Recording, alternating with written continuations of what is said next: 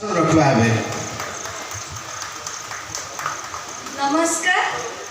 आमर अपेरा माहेश्वरी एटा प्रथम वर्ष आशा करुच्ची आज नाटक बोझ आपण मानकर मन छुईब मुझे खाली कह बेसी समय आपण नेबिनी मैंने आपण मैंने तो बहुत एक्साइटेड थे नाटक देखापी सो मुझे बेसी टाइम नेबिनी मुझे ये कहबी बोझ पूरा देखु तापर आम समस्त को तार फीडबैक देकी जाऊँ।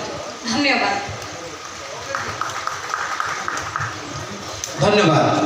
वर्तमान आमर उद्घाटन उत्सव कार्यक्रम शेष होइछि आउ किछि समय मध्य आपण माने नाटक बोझ को मनोरंजन करी उपभोग करिवे। तेणु अनुष्ठान समस्त कलाकार एवं सम्मुखरे थिबा अतिथि मानक पई आपण मानक हाथ गोटे जोरदार करताली आशा करी ए उद्घाटनी पर्व को एठी विरत दउछु।